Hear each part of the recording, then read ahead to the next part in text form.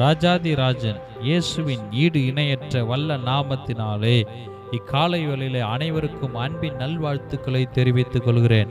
இன்றைய திருவார்த்தை சங்கீதம் 59:9. தேவனே எனக்கு உயர்ந்த அடைக்கலம்.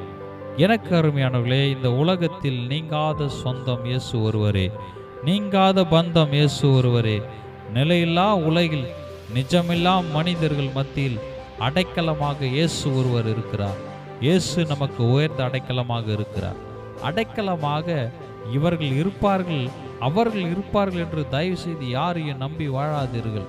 கணவர் அடைக்கலமாக இருப்பார் என்று எண்ணி நம்பி இருந்தால் அவர் ஒரு நாள் உலகத்தை விட்டு கடந்து போய்விடுவார். மனைவி பிள்ளைகள் அடைக்கலமாக இருப்பார்கள் என்று நம்பி வாழ்ந்தால் அவர்களும் உலகத்தை விட்டு போய்விடுவார்கள்.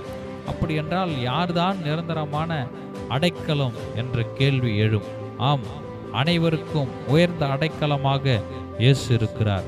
மகனே, மகளே, நான் உனக்கு இறுதி வரை உயர்ந்த அடைக்கலமாக இருக்கிறேன், மரண பரியந்தம் உன்னை நடத்துவேன் என்று வாக்கு கொடுக்கிறார். அவரை நம்புங்கள். ஆண்டவர் தான் நமக்கு நிரந்தரமான உயர்ந்த அடைக்கலம். இவ்வார்த்தையின்படி கர்த்தர் நமக்கு உயர்ந்த அடைக்கலமாய் இருந்து நம்மை அழகாய் சிறப்பாய் வழி நடத்துவாராக. ஆமென்.